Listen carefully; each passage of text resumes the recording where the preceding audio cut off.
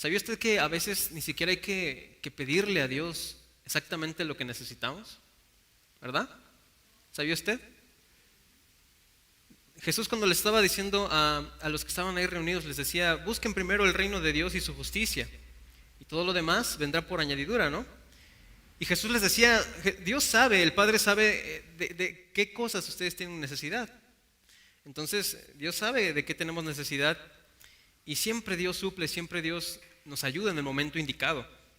Y bueno, justo en esta mañana quisiera compartirles algo acerca un poquito de esto.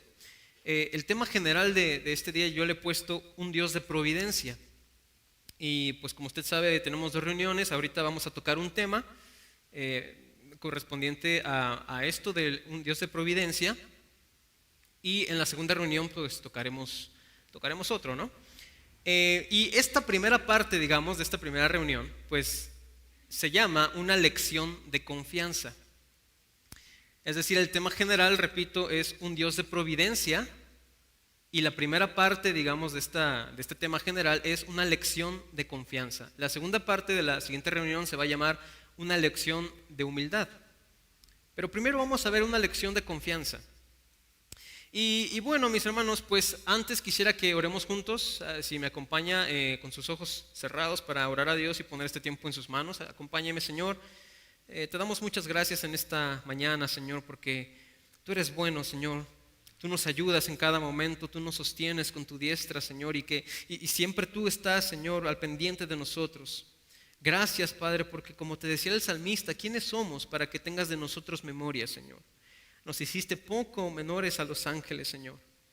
Y tú has querido habitar en nosotros, en toda tu plenitud, Señor. Y aquí estamos, Señor, dispuestos a escuchar tu palabra.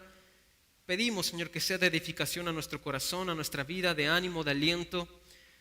Que tú traigas, Señor, a nuestras vidas una palabra el día de hoy, y que en este día, Señor, podamos ser saciados de ti. Te damos gracias en el nombre de Jesús. Amén. Muy bien, mis hermanos. Comencemos hablando un poquito acerca de la providencia. Yo les comenté que el tema general es un Dios de providencia, ¿no? La providencia, ¿cómo la podríamos definir? Humanamente podríamos definir la providencia como la disposición anticipada o prevención que mira o conduce al logro de un fin. Lo voy a repetir, esa es la definición, digamos, exacta, ¿no? Disposición anticipada o prevención que mira o conduce al logro de un fin. Esa es la providencia, disposición anticipada o prevención que mira al logro de un fin. En pocas palabras, es algo que ya está premeditado, es algo que ya está anticipado porque hay un propósito adelante, hay un fin para el cual hay que llegar. Entonces ya nos preparamos, ya hay algo que está ahí asentado porque hay que llegar a un propósito. Esa es la providencia en pocas palabras. Y en el contexto bíblico, la providencia pasa de ser eso, que es completamente compatible con lo que nos dice la Escritura acerca de la providencia de Dios, pero le añade un poquito más, porque no solamente es la anticipación de Dios o la prevención de Dios para conducirnos a un fin, sino que también es el cuidado sobrenatural que tiene Dios para su creación y sus criaturas. El cuidado sobrenatural que tiene Dios sobre su creación y sobre sus criaturas. No sería de extrañarnos, no sería algo a lo mejor nuevo, o a lo mejor sí sería algo nuevo, pensar que Dios está cuidando a su creación. Dios no solamente cuida a su iglesia, Dios no solamente cuida a sus hijos, Dios cuida a su creación, ¿sabía usted? Es decir, los animales que existen, los árboles, la vegetación, los frutos, todo sigue siendo creación de Dios, ¿sí o no? Dios un día crea todo, recordemos Génesis, que Dios crea todo el mundo, lo que vemos en 6 días. Y hoy en día, mis hermanos, todo lo que existe, todo lo que hay, sigue siendo creación de Dios. Sigue siendo propiedad de Él. ¿Y quién cree usted que sostiene, que mantiene a la creación? La providencia de Dios. Dios está obrando en su providencia de tal forma que todas las cosas que hay y que existen subsisten en Él. Permanecen, se preservan en Él. Dios no es alguien ajeno al mundo, a este mundo, a esta tierra. Dios no es alguien ajeno a los seres humanos. Dios no es alguien ajeno a su creación. Dios sabe perfectamente qué es lo que sucede en el mundo en estos momentos. Lo hemos dicho antes, a Dios no le tomó por sorpresa esta pandemia. Dios sabía que iba a acontecer. Vayámonos más técnicos. Dios creó cada célula, cada bacteria. Dios creó cada componente de este mundo, cada molécula, cada átomo que compone toda la materia. Dios lo creó. Dios conoce a la perfección. No hay mejor científico que Dios.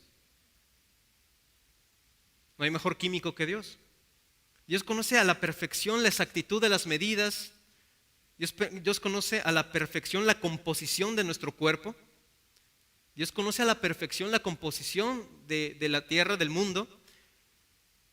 Y cuando podemos reflexionarlo de esta manera es cuando de pronto suena un poquito carente de lógica que toda la perfección y armonía que hay en el mundo haya sido de la nada, porque simplemente pasó. Tuvo que haber una mente maestra que dijera que de las plantas saldría un poco de oxígeno, el cual nos iba a servir a nosotros para respirar, introduciendo el aire en nuestros pulmones, y eso nos iba a dar vida. ¿Quién creó estos órganos de tal forma que funcionaran como funcionan? ¿Verdad? Es la providencia de Dios, mis hermanos. Dios sabe perfectamente todo lo que se vive día a día en el mundo, en México, en otros países, en el continente americano, en Europa, en Asia, en África. Dios sabe todo lo que ocurre.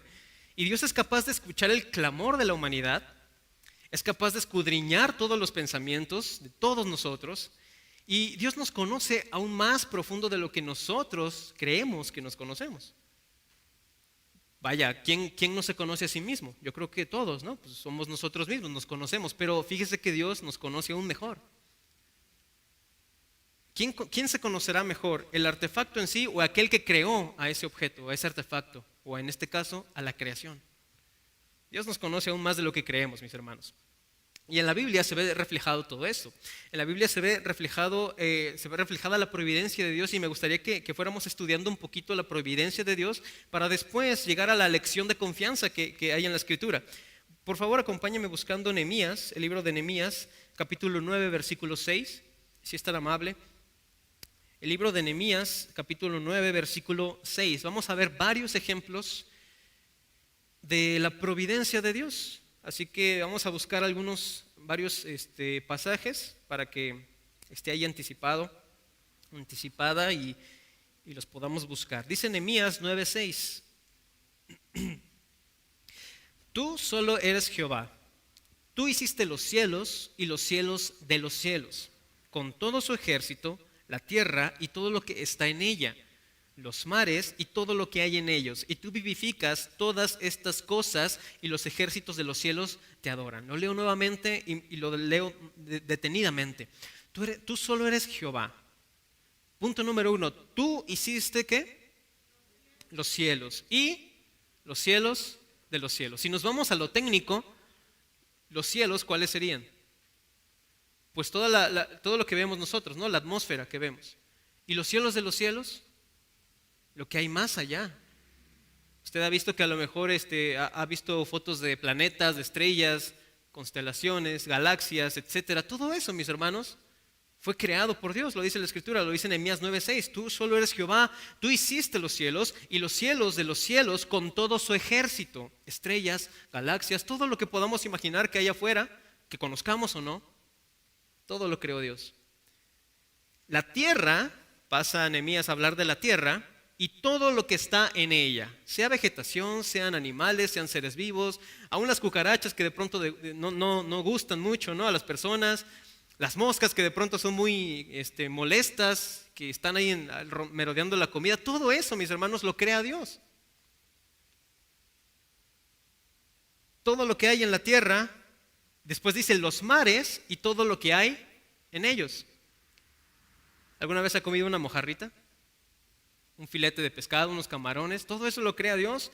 Y fíjese que es muy interesante esta cuestión de los mares, porque muchos estudiosos dicen que no conocemos, no recuerdo exactamente el porcentaje, pero por decirlo así, un 10% a lo mejor, porque es muy mínimo el porcentaje, que conocemos de la vida marítima. Imagínense cuántas especies no hay en los mares que no han sido descubiertas. cuántas especies, cuánta creación de Dios, cuánta vida hay en el mar. Sin embargo, Nehemías nos dice que todo lo que hay en los mares, Dios lo crea, Dios lo hace. Y lo más importante, dice Nehemías, y tú vivificas. Tú vivificas todas estas cosas. Tú mantienes con vida a todas estas cosas. No dice tú vivificaste cuando lo creaste, Señor. No, tú vivificas, mantienes con vida a todas estas cosas y los ejércitos de los cielos te adoran. Impresionante, esa es la providencia de Dios. Veamos otro pasaje, Génesis, el libro de Génesis, capítulo 8, versículos 21 al 22. El libro de Génesis, capítulo 8, versículos 21 al 22. Otro ejemplo de la provisión, de la providencia, de Dios. Muchos conocemos esta historia en la cual es pasando el diluvio, del cual Dios rescata a Noé y a su familia. Dice el versículo 21, y percibió Jehová olor grato y dijo Jehová en su corazón, no volveré más a maldecir la tierra por causa del hombre, porque el intento del corazón del hombre es malo desde su juventud. Ni volveré más a destruir todo ser viviente como he hecho. Versículo 22. Mientras la tierra permanezca, ¿qué dice? No cesarán la sementera, la siega, el frío y el calor, el verano, el invierno, el día y la noche. Desde ese momento o desde que tenemos uso de razón, mis hermanos, ¿alguna vez ha dejado de ser noche, ha dejado de ser día? ¿Se ha detenido la tierra y ahora qué vamos a hacer? Ya es un día perpetuo y ahora qué hacemos. ¿Alguna vez se ha detenido la tierra de girar? Hoy en día sabemos por la ciencia, ¿verdad? Que las estaciones del año se dan cuando la tierra va rotando alrededor del sol. Cuando más cerca estamos del sol es cuando más hace calor, cuando más lejos estamos del sol es cuando más hace frío. ¿Alguna vez la tierra ha dejado de girar? ¿Alguna vez ha dejado de ser invierno? ¿Alguna vez ha dejado de ser verano, etcétera? ¿Alguna vez se ha detenido el mundo? No. Dios sigue manteniendo y preservando su creación. Esa es la providencia de Dios. Esa es la providencia de Dios y Dios lo prometió en Génesis. Otro pasaje, otro texto bíblico, primer libro de Crónicas 29, 11 al 12. Primer libro de Crónicas 29, 11 al 12.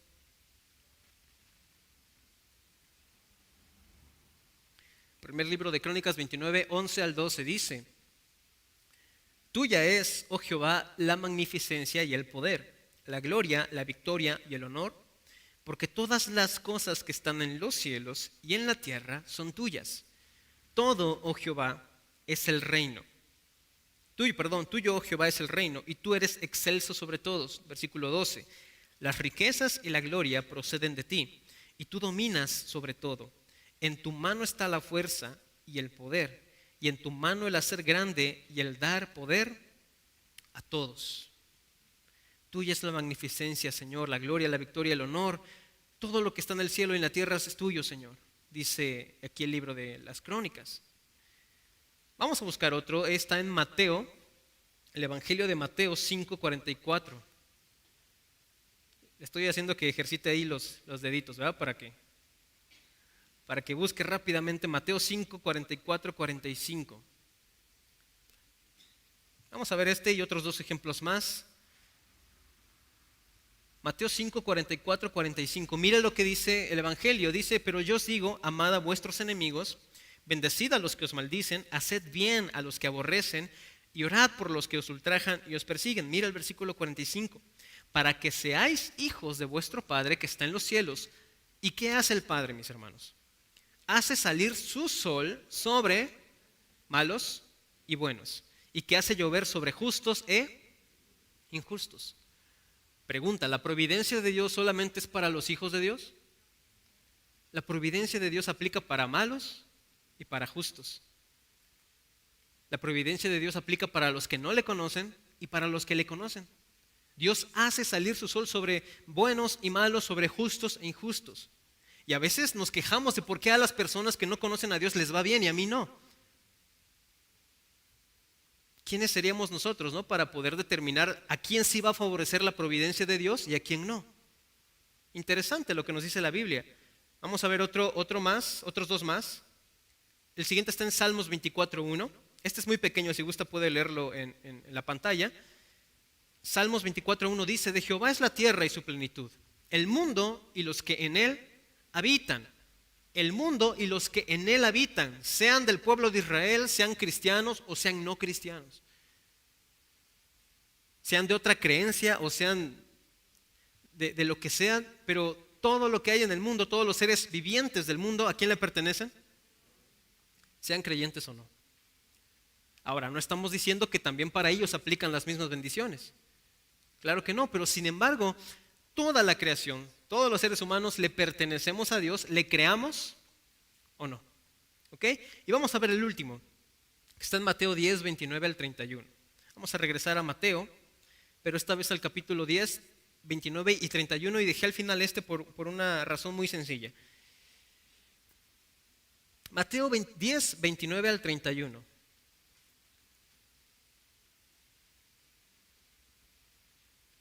Dice de la siguiente manera: ¿no se venden 2 pajarillos por un cuarto? Con todo, ni uno de ellos cae a tierra sin vuestro Padre, pues aún vuestros cabellos están todos contados. Así que no temáis, más valéis vosotros que muchos pajarillos. Quiero hacer énfasis en los primeros 2 versículos. ¿No se venden 2 pajarillos por un cuarto?, dice Jesús. Con todo, ni uno de ellos cae a tierra sin vuestro Padre. Esta expresión sin vuestro Padre es sin su conocimiento. Hay otras versiones que así lo traducen. Ninguno de ellos, es decir, ninguno de estos 2 pajarillos cae a tierra, es decir, muere sin el conocimiento de Dios. Jesús mismo lo está diciendo. Y después Jesús dice: aún vuestros cabellos, aún sus cabellos están todos contados. Jesús diciendo que aún los cabellos de nuestras cabezas están contados. ¿Se imagina? O sea, se imagina qué curioso, ¿no? Que Dios sepa cuántos cabellos tenemos, ¿no? Que a lo mejor mañana nos levantamos y ya se le cayeron 3. Y al día siguiente, ya se le cayeron 5. Y así, o sea, Dios sabe exactamente cuántos cabellos tenemos. ¿Por qué hago énfasis en esto, mis hermanos? ¿Y por qué Jesús menciona que aún los cabellos de nuestra cabeza están contados y aún no muere un pajarillo sin el conocimiento de Dios?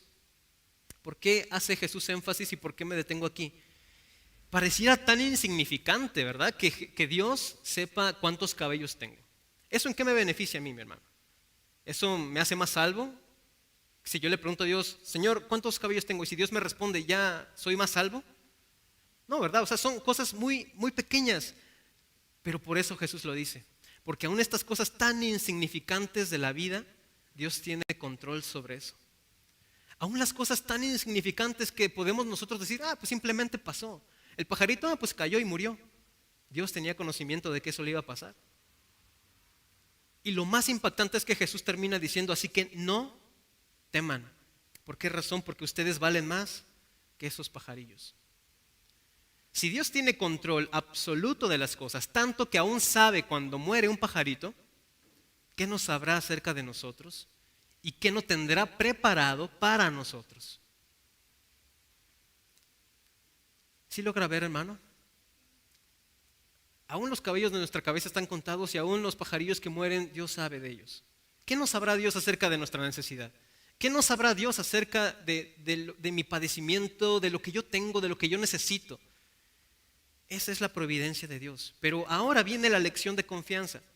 Ya entendemos que Dios tiene providencia para su creación y Dios mantiene su creación, y que pues vaya, hay cosas tan insignificantes que para nosotros son insignificantes, pero que aún Dios tiene el control de ello, como los cabellos, como los pajarillos.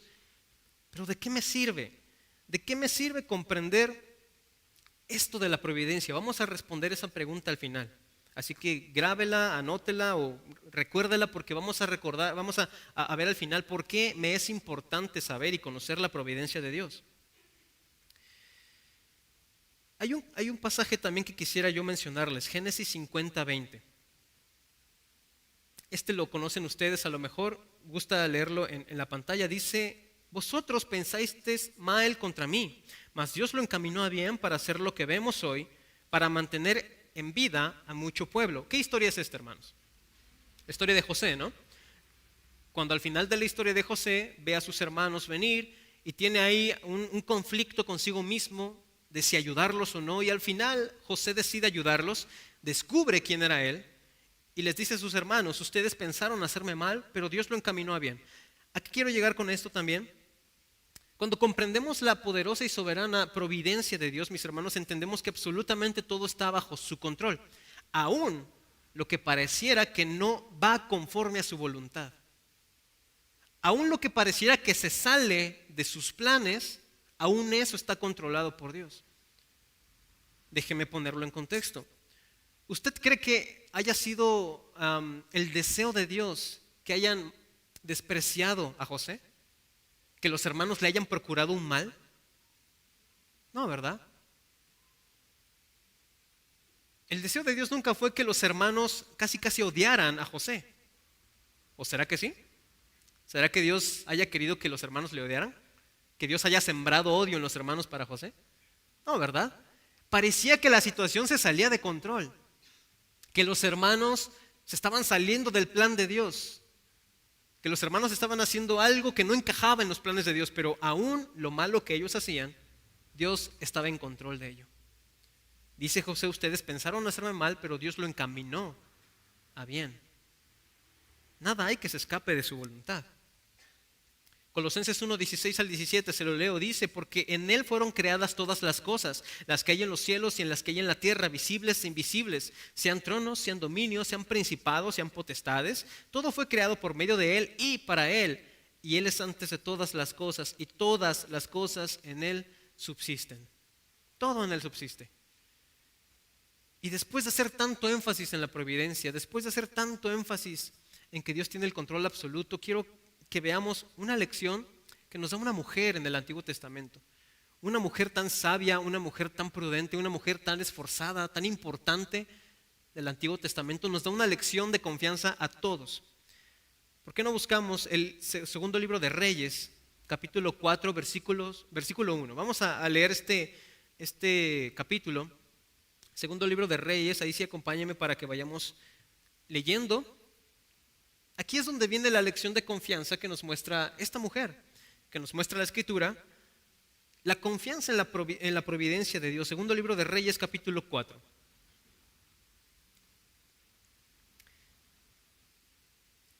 ¿Listos, hermanos? Muy bien.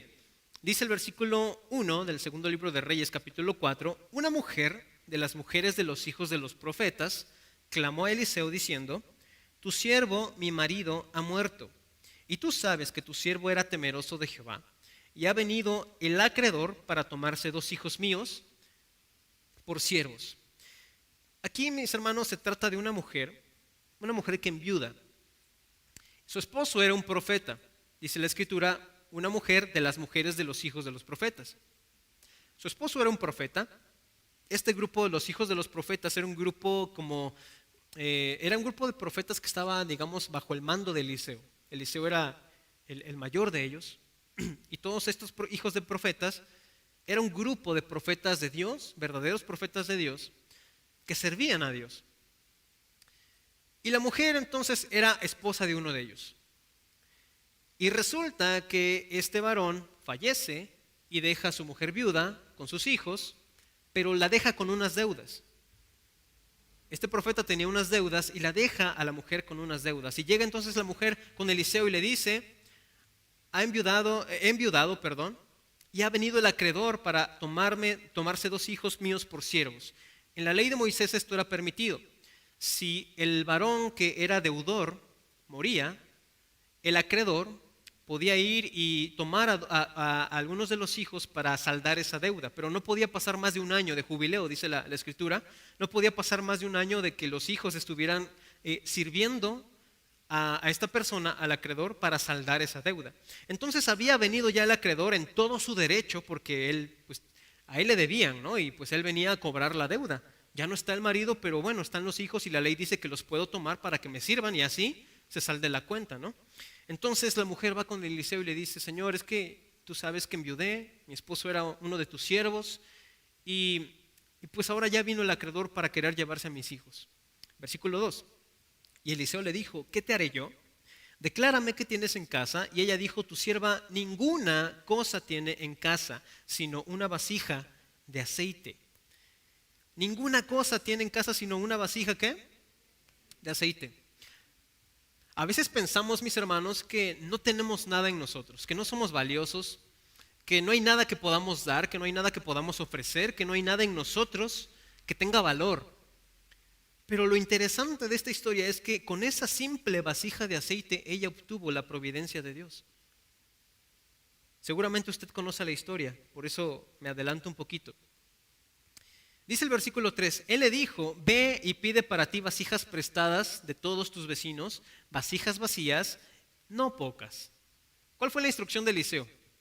Ve, consigue vasijas prestadas, que sean vacías y que no sean pocas. Es decir, consíguete muchas vasijas vacías. ¿Vamos bien? Lo que Eliseo le está diciendo, lo que Dios le está diciendo a la mujer es, prepárate, porque la providencia viene. La providencia se va a manifestar, pero necesitamos estar preparados. Entonces nosotros, mis hermanos, cuando queramos que la providencia de Dios se manifieste en nuestras vidas, número uno, tenemos que estar preparados. Hace un tiempo había una película, salió una película ya hace mucho que creo que se llama en español Enfrentando a los Gigantes, es una película cristiana.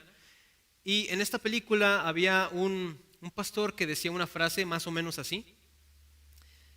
Estaba contando una historia a una persona y le decía, había dos campesinos, uno de ellos salía todos los días a labrar la tierra, a preparar la tierra porque había sequía y él estaba preparando la tierra y preparando la tierra todos los días por si llovía. El otro campesino no, el otro campesino simplemente salía de su casa, veía el cielo y decía, no va a llover, y se metía a su casa. Y le pregunta a esta persona a la otra, le dice, ¿para quién crees tú que Dios mandó lluvia? Y él le dijo, pues para la persona que preparó su tierra. Le dijo, exactamente. Eliseo le está diciendo a la mujer, ve, consíguete vasijas vacías y no pocas. Cuando hay una necesidad en nuestro corazón, mis hermanos, cuando necesitamos que la providencia de Dios se manifieste, lo primero que tenemos que hacer no es lamentarnos, no es decirle, Señor, pero ¿por qué me está pasando esto? Sino es conseguir vasijas. Conseguir vasijas, es decir, preparar nuestras vidas, preparar nuestro corazón, porque la provisión puede venir, la providencia puede manifestarse, pero si yo no estoy preparado, ¿de qué sirve? ¿De qué sirve que venga la providencia? ¿De qué sirve que Dios venga y se manifieste si yo no estoy preparado, no estoy listo para recibir esa lluvia? Si la tierra no está preparada para que esa lluvia venga y moje la tierra y produzca fruto. ¿Usted cree que Dios va a enviar lluvia en una tierra que no está lista? Claro que no. Dios va a enviar su providencia para los que estén listos para recibirla, pero eso nos corresponde a nosotros. La mujer entonces va con todos sus vecinos, pide vasijas vacías, prestadas y no pocas. Pero imagínese esta situación de la mujer yendo de casa en casa pidiendo a los vecinos. Usted sabe que siempre hay alguien que se niega, siempre hay alguien que dice, no, es que yo no tengo, es que las voy a ocupar y ni siquiera las va a ocupar, ahí las tiene arrumbadas, ¿no? Imagínese usted a la mujer yendo casa por casa y a lo mejor más de uno se le negó. ¿Qué hubiera hecho usted? Ay, profeta de Dios, es que no me quieren prestar, ni modo. O va e insiste y busca la forma de conseguir las vasijas porque le acaban de decir que la providencia viene, pero necesita usted tener vasijas. Muchas veces se nos van a cerrar las puertas, hermanos. Muchas veces las situaciones de la vida nos va a poner una cara diferente, pero la palabra de Dios permanece y si nosotros le creemos a la palabra de Dios, la providencia puede llegar. Eliseo le dice a la mujer, ve, consigue vasijas vacías, no pocas. Y dice el versículo 4, entra luego y enciérrate tú y tus hijos y echa en todas las vasijas y cuando una esté llena, ponla aparte. Y se fue la mujer y cerró la puerta, encerrándose ella y sus hijos, y ellos le traían las vasijas y ella echaba el aceite. Cuando las vasijas estuvieron llenas, versículo 6, dijo a un hijo suyo, tráeme aún otras vasijas, y él dijo, no hay más vasijas. Y entonces, ¿qué dice la escritura que pasó? Entonces cesó el aceite. Fíjense que el texto no sugiere que esto haya sido malo, que el aceite haya cesado. La escritura no nos dice que fue algo malo, que haya cesado el aceite, pero sí nos deja la posibilidad abierta de que a lo mejor si hubiera tenido más vasijas, hubiera seguido abundando el aceite, ¿no cree? Resulta que le pregunta a uno de sus hijos, le dice, tráeme otra vasija, y el hijo le dice, ya no hay, entonces se termina el aceite. A lo mejor no estuvo mal, pero si hubiera tenido otras 2 vasijas, otras 3 vasijas, hubiera seguido abundando el aceite. ¿Qué nos quiere decir esto, mis hermanos?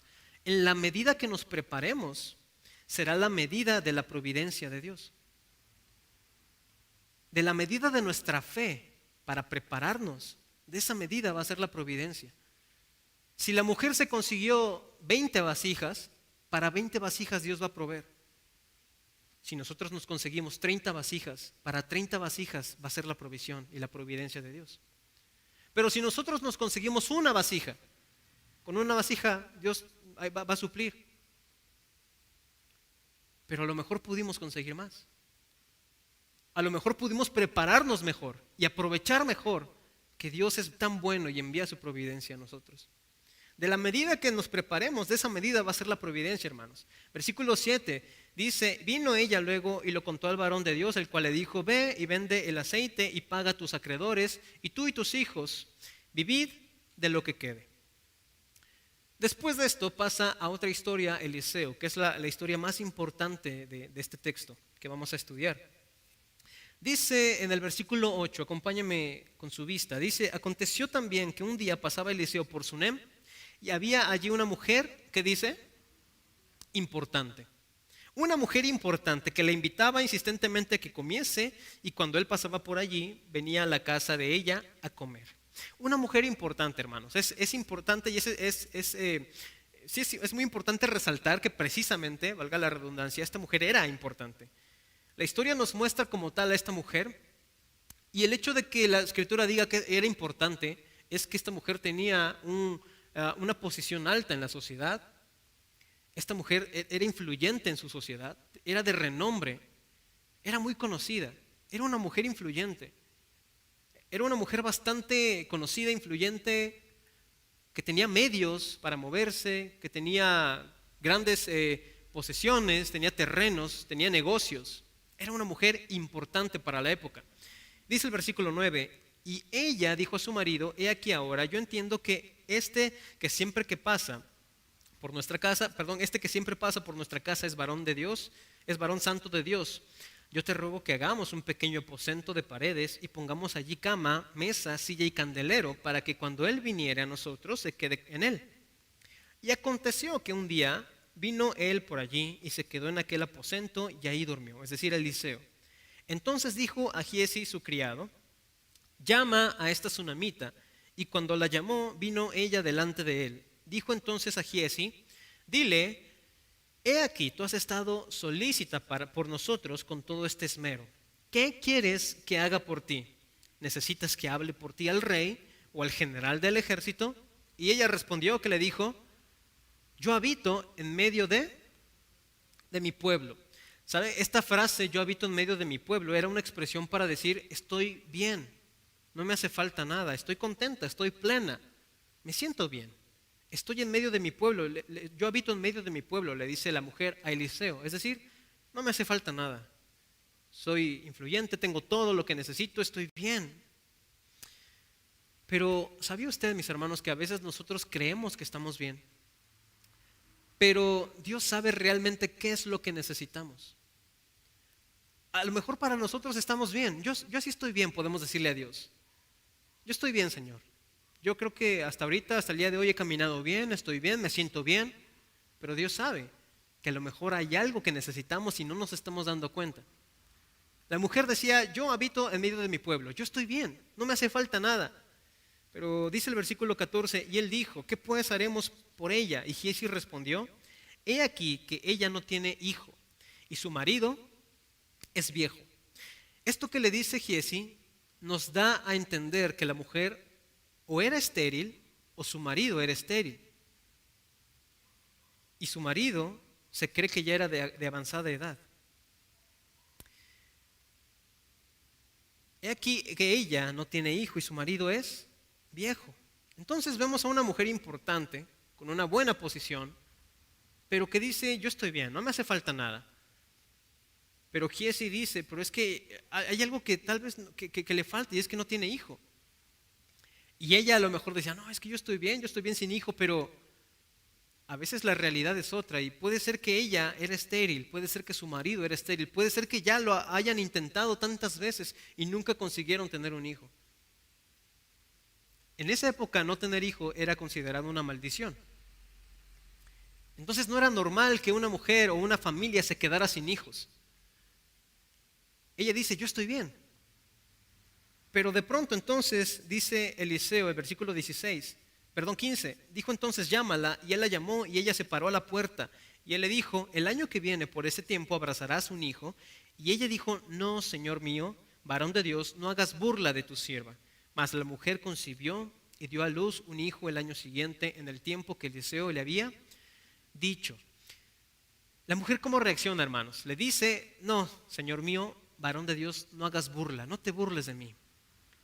Yo sé que soy estéril, yo sé que no puedo, yo sé que mi marido es estéril, yo sé que no hemos podido, que hemos fracasado tantas veces, no te burles de mí.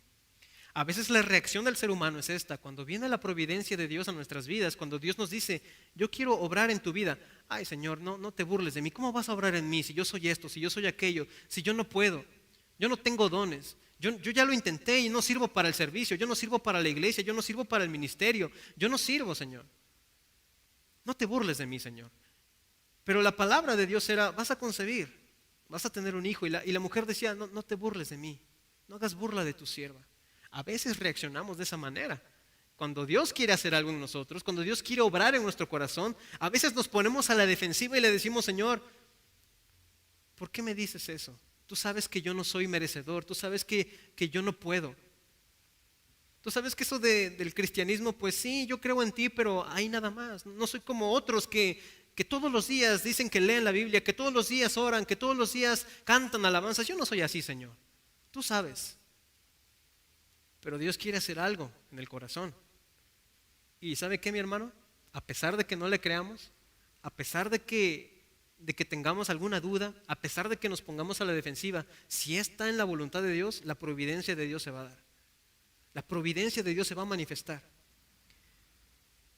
Porque entonces, versículo 18 dice, el niño creció, pero aconteció que un día que vino a su padre, que estaban con los segadores, y dijo a su padre, ¡ay, mi cabeza, mi cabeza! Y el padre dijo a un criado, llévalo a su madre. Y habiéndole él tomado y traído a su madre, estuvo sentado en sus rodillas hasta el mediodía. ¿Y qué le pasó? Murió. La providencia había muerto. La promesa había muerto.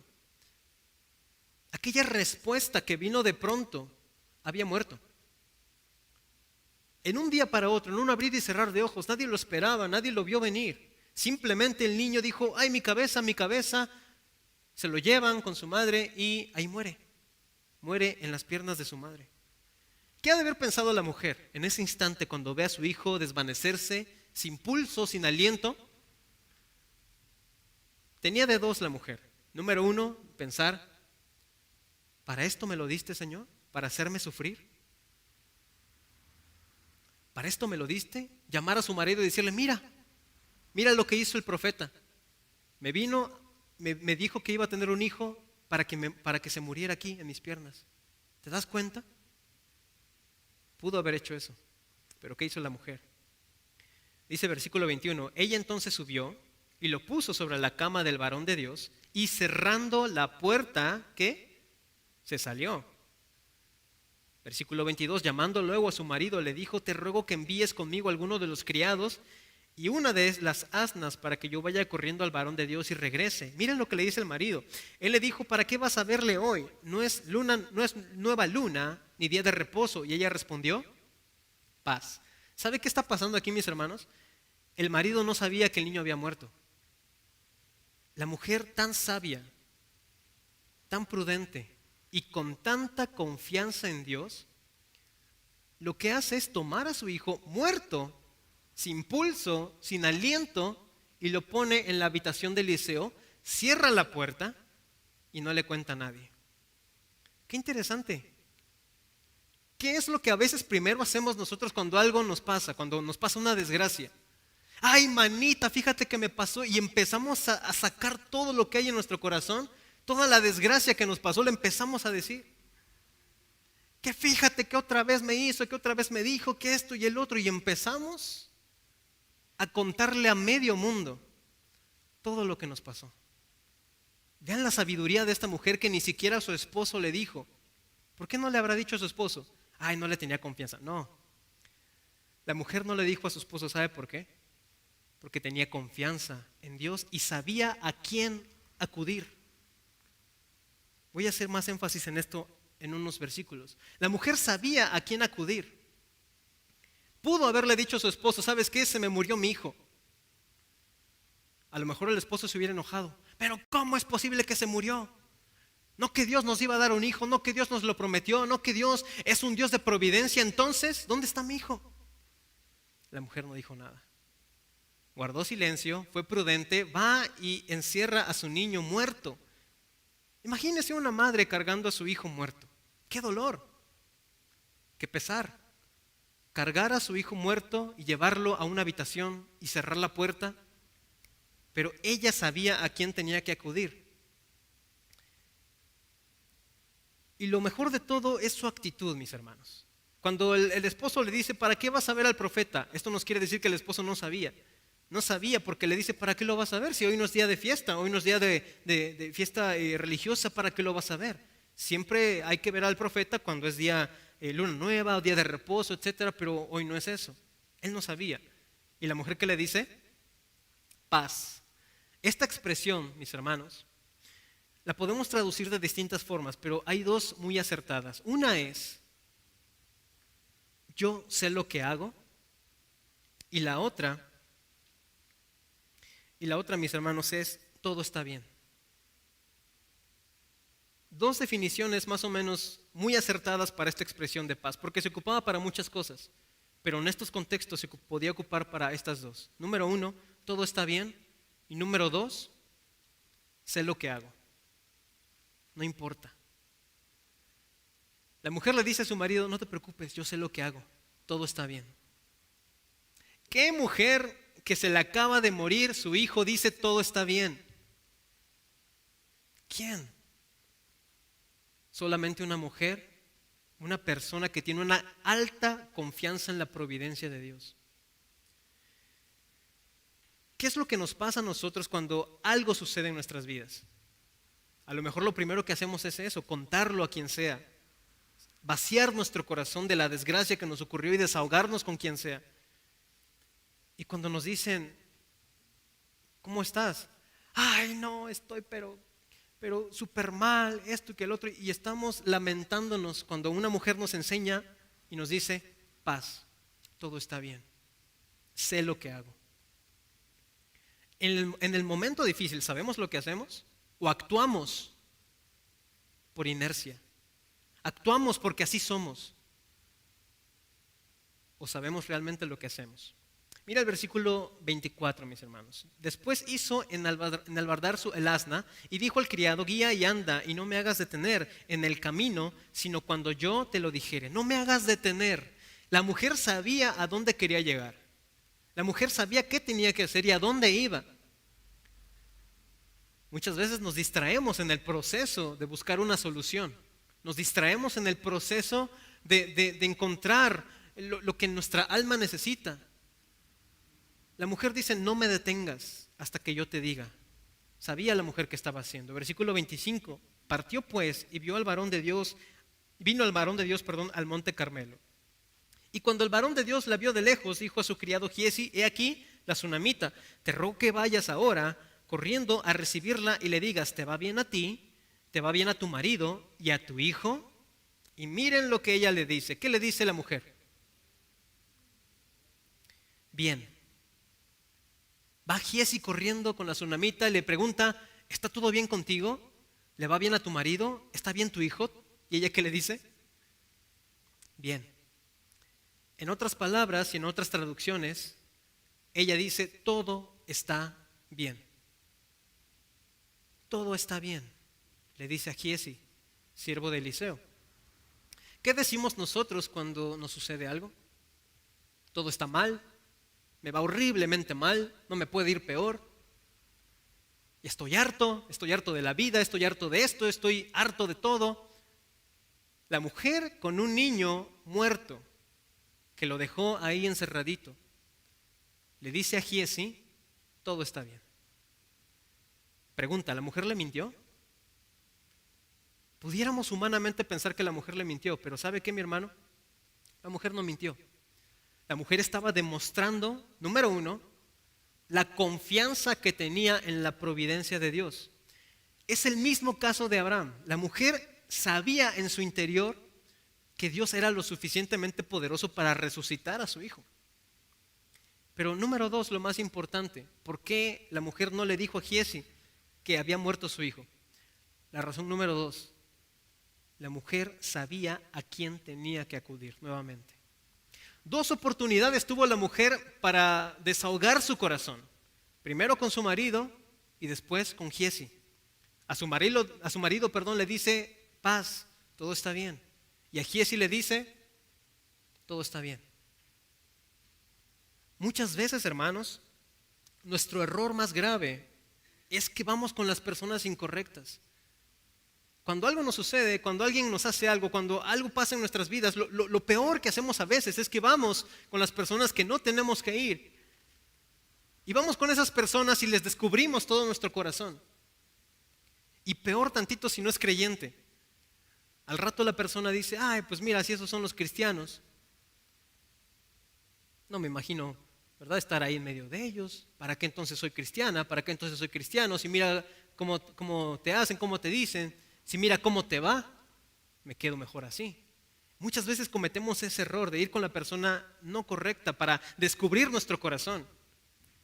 La mujer fue muy sabia. Ella sabía con quién tenía que ir. Tuvo dos oportunidades para descubrir su corazón, para decirle, estoy deshecha, mi hijo murió. ¿Cómo es posible? Lo pudo haber dicho al marido, lo pudo haber dicho a Giezi, pero dijo no, todo está bien. Esto nos enseña, mis hermanos, la confianza que tenía la mujer y que sabía a quién tenía que ir en el momento complicado, en el momento duro de su vida.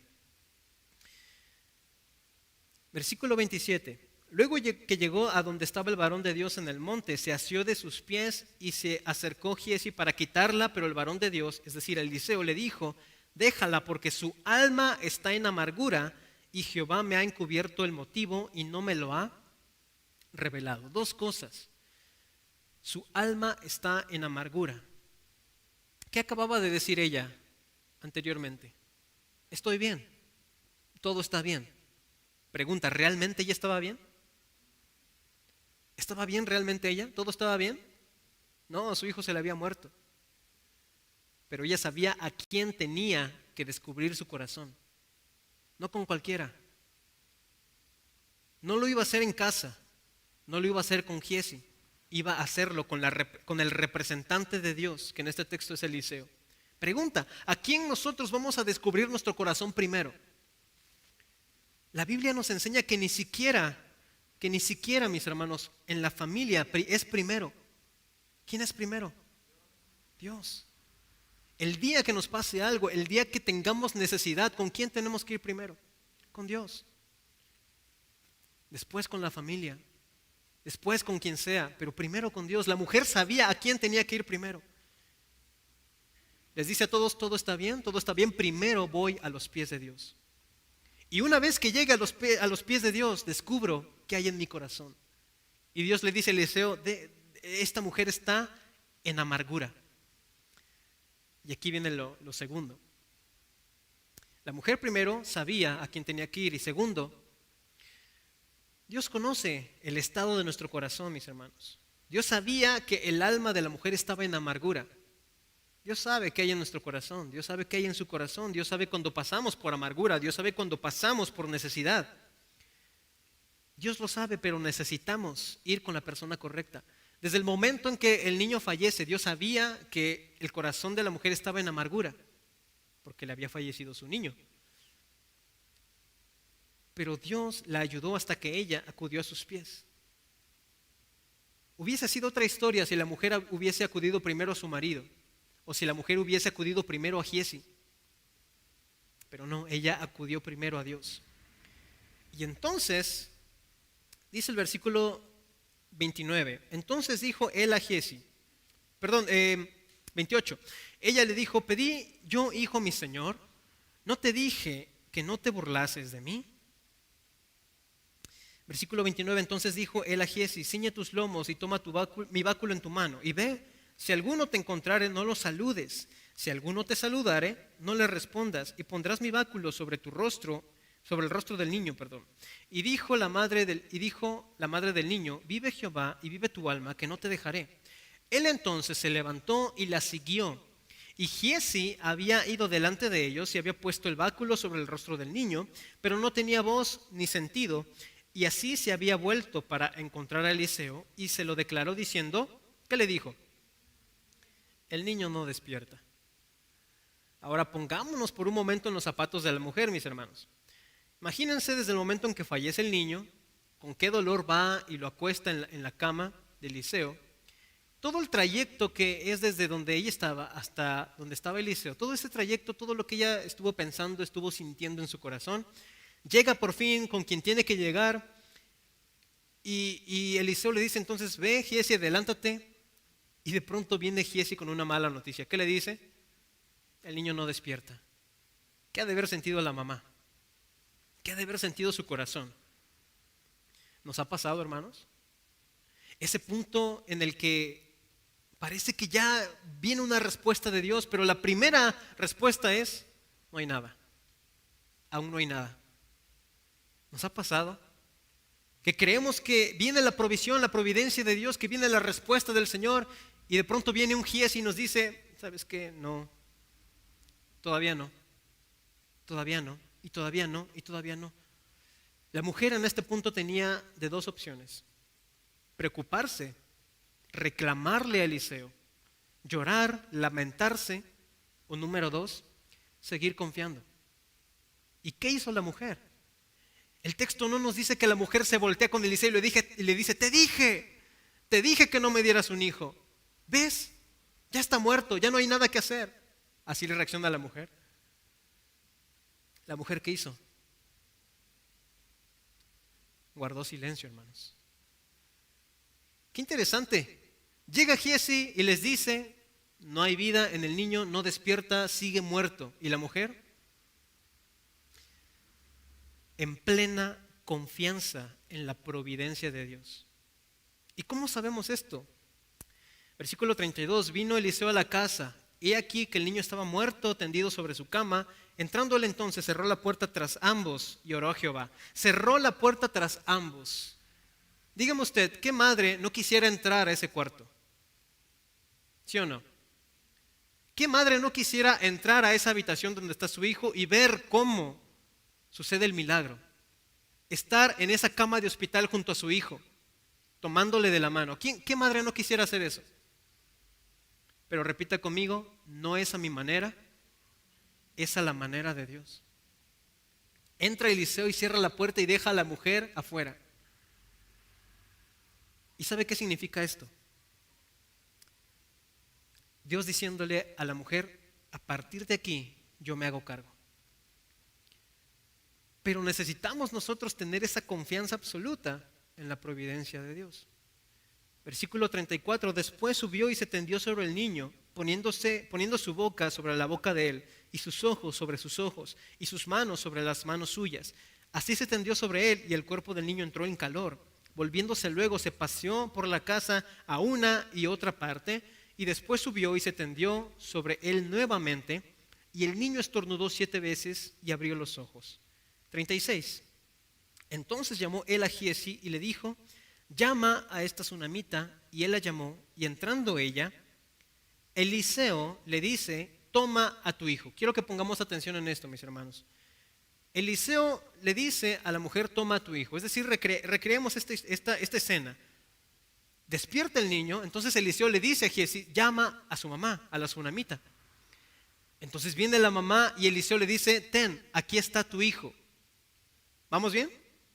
Ten, aquí está tu hijo, está vivo. Versículo 37, miren lo que hace la mujer, hermanos. Y así que ella entró, ¿y qué hizo? ¿Qué hizo, hermanos? Se echó a sus pies y se inclinó a tierra. Y después, ¿qué hizo después? tomó a su hijo y salió. ¿No era lógico al revés?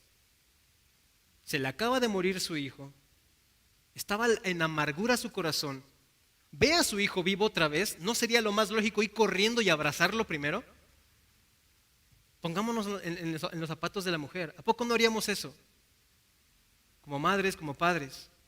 Nuestro hijo está bien, está vivo, voy corriendo y lo abrazo, ¿sí o no? Lo primero que hubiéramos hecho. Pero ¿qué hizo la mujer, hermanos? Eliseo le dice, toma a tu hijo, y la mujer le dice, mi hijo ya no es prioridad. Mi prioridad es estar a los pies y agradecer. El hijo ya no es importante, porque yo sabía que iba a haber un milagro. La mujer no corre a abrazar a su hijo porque no estaba desesperada, estaba en amargura, pero no estaba desesperada. ¿Se acuerda de lo que decía Pablo? Estamos atribulados, mas no angustiados, perseguidos, mas no desamparados, derribados, pero no destruidos. La mujer estaba en amargura, pero no estaba desesperada, hermanos. Sí, le dolía que su hijo había muerto, pero ella sabía en el fondo que Dios era suficientemente poderoso para levantar a su hijo de los muertos. Por eso la mujer no entra a abrazar a su hijo diciendo, ay, mi hijo, te extrañé, pensé que te me ibas. No, la mujer ve a su hijo bien, pero dice, mi hijo ya no es prioridad porque yo sabía que iba a resucitar. Y se va a los pies del representante de Dios y agradece. Se inclina a tierra en adoración y se queda ahí postrada. Y una vez que se postra, se levanta y ahora sí, abraza a su hijo. Lo último que hace esta mujer, mis hermanos, es impactante. Y es una lección para nosotros. Cuando Dios manifieste su providencia en nuestras vidas, cuando Dios cumpla lo que Él tiene en su providencia para nosotros, ¿cómo reaccionaremos? ¿Iremos corriendo a la providencia, a disfrutar de la providencia, o primero iremos a los pies de Jesús para agradecerle? ¿Se acuerdan de los leprosos que no regresaron a darle gracias a Jesús? Hicieron lo contrario.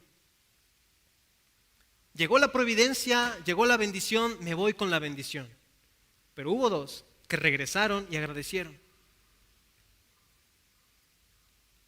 La mujer, en lugar de correr y abrazar a su hijo y decirle cuánto le había extrañado, cuánto le había dolido su partida, lo único que hace es adorar, postrarse, porque su prioridad en ese momento era Dios. Entonces, cuando venga la provisión, la providencia en nuestras vidas, hermanos, ¿qué vamos a hacer? No corramos tras la providencia, no corramos tras la respuesta, no corramos tras la bendición. Corramos primero a los pies de Jesús, corramos primero a los pies de Dios. Y quisiera ir cerrando en esta mañana, compartiéndoles un dato extra acerca de esta historia. Quisiera que apunte, si usted toma notas. En el libro de los Reyes, en el primer libro de los Reyes, esta historia que acabamos de leer está en el segundo libro, pero en el primer libro de Reyes, capítulo 17, del 8 al 24, apúntelo y consúltelo en casa, léalo en casa, estúdielo en casa, por favor. En el primer libro de Reyes 17, 8 al 24, hay dos situaciones demasiado similares a lo que vive Eliseo. Pero en esta ocasión, en primer libro de Reyes, con Elías, el mentor de Eliseo.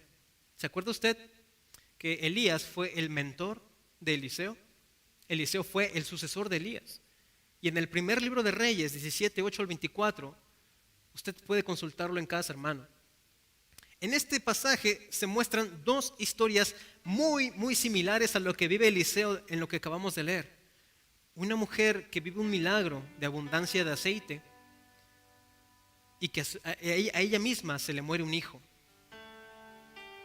Y de hecho, la misma forma en que Eliseo ora y se postra en el niño es la misma forma que Elías lo hizo.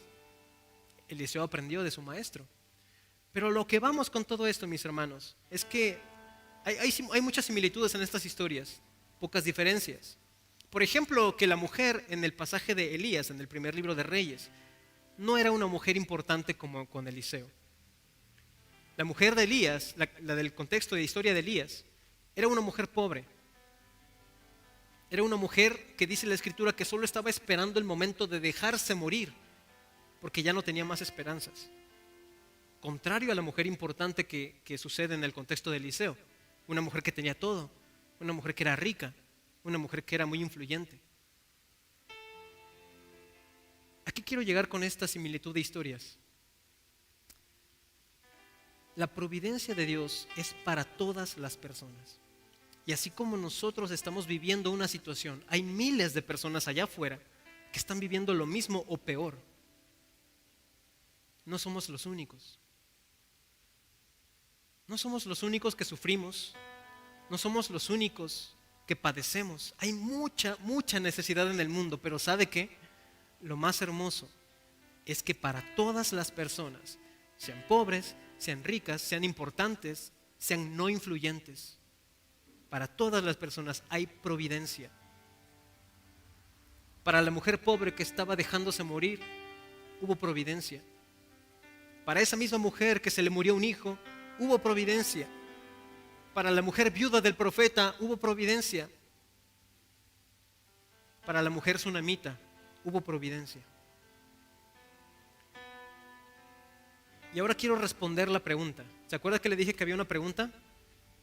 ¿De qué nos sirve saber y conocer la providencia de Dios? Vamos a responderla rápidamente. Y 3 cosas por las cuales nos sirve entender, conocer la providencia de Dios. Número 1, conocer quién es nuestro Dios y lo que Él puede hacer. Conocer la providencia de Dios, estudiar estos textos que leímos al inicio, esta historia, ¿de qué nos sirve? Sí nos puede ayudar, nos da ánimo, pero nos sirve para conocer quién es nuestro Dios y lo que Él puede hacer. ¿Quién es nuestro Dios? Nuestro Dios es un Dios de providencia que conoce todos los ámbitos de la vida humana, que conoce nuestros cabellos, que nada pasa en este mundo sin que Él lo sepa, sin que Él lo permita. ¿Y qué puede hacer Dios? Cualquier cosa, porque de Él es la tierra y su plenitud, el mundo y los que en Él habitan. Entonces, todos los caminos de los seres humanos, sean creyentes o no, todos están bajo el dominio de Dios. Número 2, ¿para qué nos sirve entender la providencia de Dios? Para saber que Él es la persona indicada a quien podemos y debemos acudir. Hay muchas personas que acuden a otras cosas. Hay muchas personas que acuden primero a lo económico, que su seguridad está en lo económico. Hay muchas personas que su seguridad está en sus influencias. Hay muchas personas que su seguridad está en sí mismos, en sus capacidades, en su profesión. Hay muchas personas que confían más en otras cosas y que acuden primero a otras cosas antes que a Dios. Antes de ir a la palabra de Dios, a lo mejor consultan qué dice tal cosa, qué dice aquello, qué dice incluso el horóscopo, qué dice esto.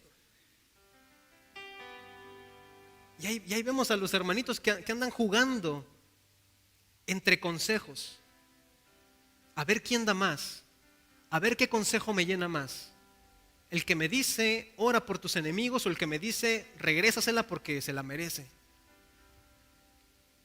Y ahí estamos a ver cuál gana, cuál es el mejorcito. Número 2, ¿por qué nos sirve entender la providencia? Es porque sabemos a quién tenemos que acudir, porque si Dios es un Dios de providencia, que tiene todo sustentado, todo bajo su control,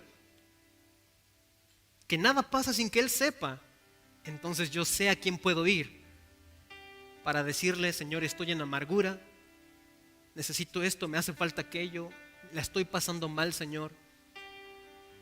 Dios solo está esperando a que vayamos a Él. No que vayamos a otras cosas, no que vayamos a los consejos humanos, sino que vayamos a su consejo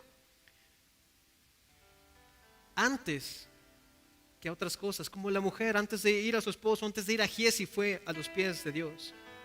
Y número 3, lo más importante, ¿de qué nos sirve conocer y entender la providencia de Dios? Algo que dijo la mujer sunamita: confiar en que estaremos bien. ¿De qué nos sirve saber y conocer la providencia de Dios? Confiar en que estaremos bien.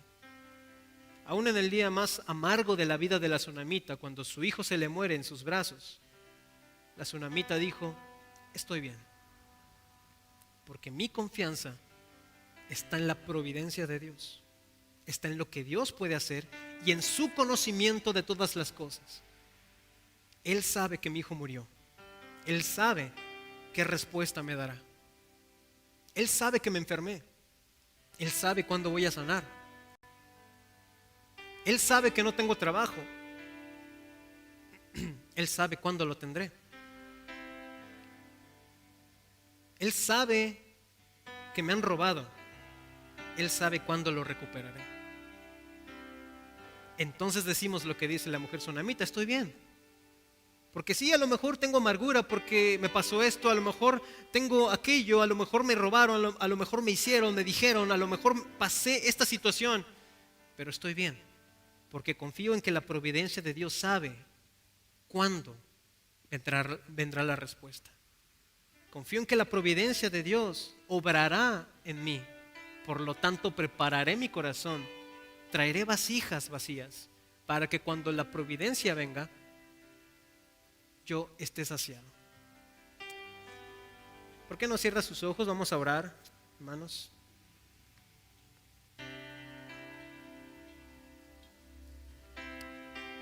Vamos a orar a Dios y darle gracias, primeramente por su providencia, hermanos. Es un hecho que Dios sabe todo lo que hay en nuestras vidas, todo lo que vivimos, todo lo que pasa por nuestras mentes. Sabe de nuestros sueños, sabe de nuestros anhelos, sabe de lo que deseamos en esta vida, de lo que anhelamos, de lo que no hemos conseguido. Sabe de lo que estamos doliendo hoy. Dios lo sabe. Pero antes, hermanos, antes de ir con otras personas, con las amistades, con los consejos del mundo, con los consejos naturales, ¿por qué no mejor vamos primero al consejo de Dios, a la providencia de Dios? Confiamos en esa providencia. Y cada que nos pregunten ¿cómo estás?, podemos decirles: estoy bien. Y no porque lo estemos ocultando, sino estoy bien, porque confío en que la providencia de Dios obra en mi vida. Confiemos, hermanos.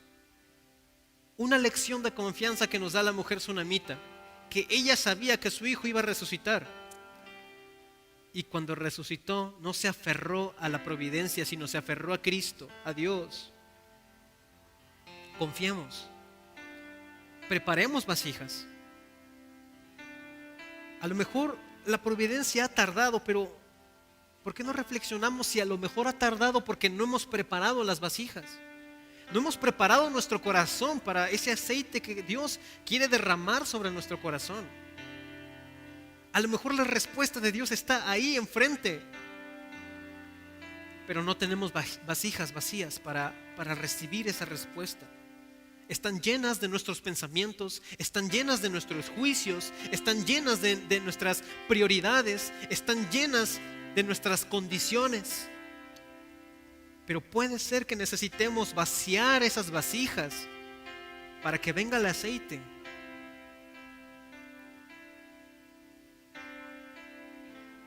Necesitamos vaciar las vasijas, hermanos. Vacíe sus vasijas de sus pensamientos, de sus prioridades. Deje que Dios llene esas vasijas con su aceite. Esa es su manera, no la nuestra. La providencia vendrá, sí vendrá, pero a su manera. La providencia vendrá, claro que vendrá, pero necesitamos tener vasijas vacías. ¿En dónde Dios derramará su aceite si no hay lugar donde derramarlo? Y si solamente nos preparamos con una vasija nos dará Dios. Pero ay, qué bendición si nos preparamos con 10, 20 vasijas.